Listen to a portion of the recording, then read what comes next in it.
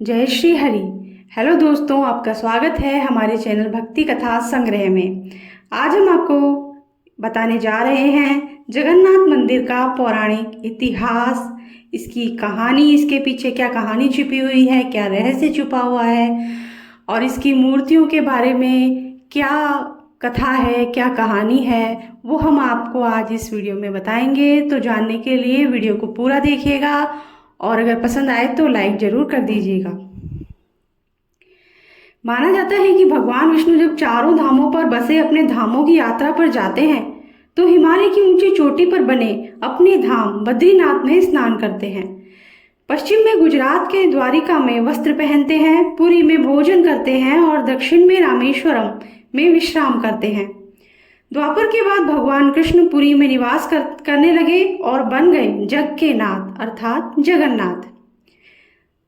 जगन्नाथ चार धामों में से एक है। यहाँ भगवान जगन्नाथ बड़े भाई बलभद्र और बहन सुभद्रा के साथ विराजते हैं। हिंदुओं के प्राचीन और पवित्र 7 नगरियों में से पुरी उड़ीसा राज्य के समुद्री तट पर बसा है। जगन्नाथ मंदिर विष्णु के 8वें अवतार श्री कृष्ण को समर्पित है। भगवान के पूर्व में बंगाल की खाड़ी के पूर्वी छोर पर बसी पवित्र नगरी पुरी उड़ीसा की राजधानी भुवनेश्वर से थोड़ी दूरी पर स्थित है। आज का उड़ीसा प्राचीन काल में उत्कल प्रदेश में नाम से जाना जाता है। यहाँ देश के समृद्ध बंदरगाहें थी, जहाँ जावा, सुमात्रा, इंडोनेशिया, थाईलैंड और अन्य कई देशों का इन्हीं बंदरगाह के रास्ते व्यापार होता था। पुराणों में इसे धरती का वैकुंठ कहा गया है। ये भगवान विष्णु के 4 धामों में से एक है। इसे श्री क्षेत्र, पुरुषोत्तम क्षेत्र, शाक क्षेत्र, नीलांचल, नीलगिरी और श्री जगन्नाथपुरी भी कहते हैं। यहाँ लक्ष्मीपति विष्णु ने तरह तरह की लीलाएं की थी। ब्रह्म और स्कंद पुराण के अनुसार यहाँ भगवान विष्णु पुरुषोत्तम नील माधव के रूप में अवतरित हुए और सबर जनजाति के परम पूज्य देवता बन गए। सबर जनजाति के देवता होने के कारण यहाँ भगवान जगन्नाथ का रूप कबीलाई देवताओं की तरह है। पहले कबीले के लोग अपने देवताओं की मूर्तियों को काष्ठ से बनाते थे। जगन्नाथ मंदिर में सबर जनजाति के पुजारियों के अलावा ब्राह्मण पुजारी भी हैं। ज्येष्ठ पूर्णिमा से आषाढ़ पूर्णिमा तक सबर जाति के द्वैतापति जगन्नाथ जी की सारी रीतियां करते हैं। पुराण के अनुसार नीलगिरी में पुरुषोत्तम हरि की पूजा की जाती है। पुरुषोत्तम हरि को यहाँ भगवान राम का रूप माना गया है। सबसे प्राचीन मत्स्य पुराण में लिखा है कि पुरुषोत्तम देव क्षेत्र की देवी विमला है और यहाँ उनकी पूजा होती है।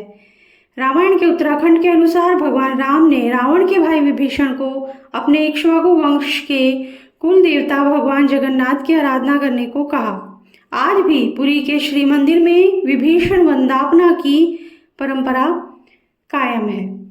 स्कंद पुराण में पुरी धाम का भौगोलिक वर्णन मिलता है।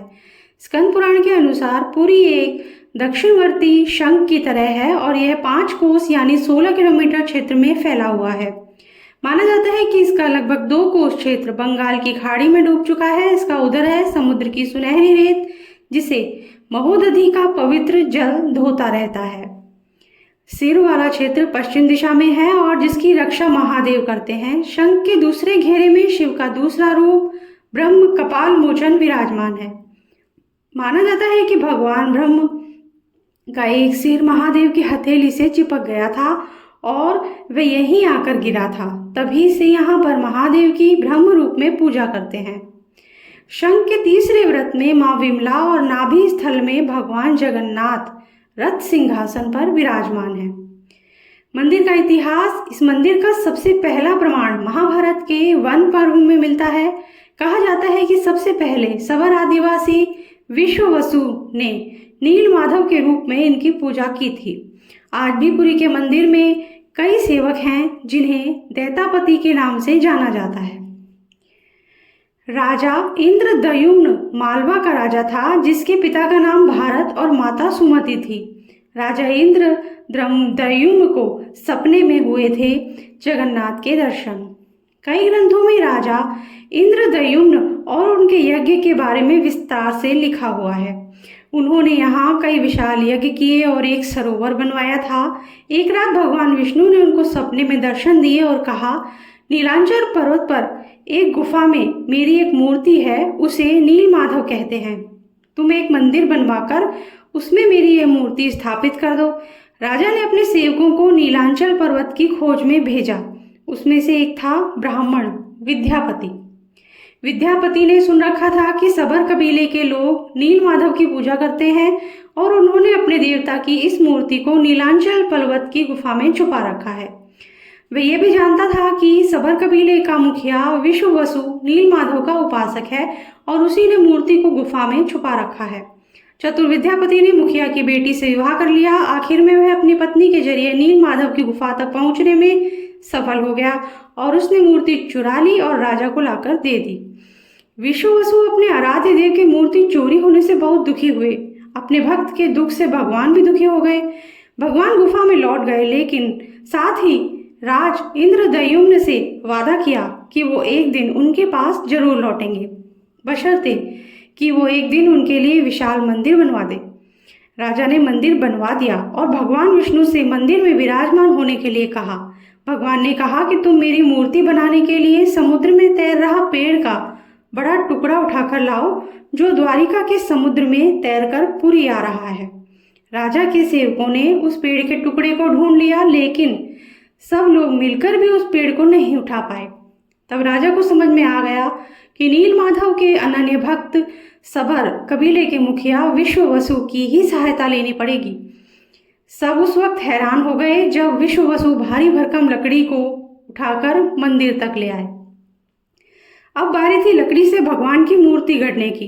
राजा के कारीगरों ने लाख कोशिश कर ली, लेकिन कोई भी लकड़ी में एक छेनी तक भी नहीं लगा सका। तब तीनों लोग के कुशल कारीगर भगवान विश्वकर्मा एक बूढ़े व्यक्ति का रूप धरकर आए।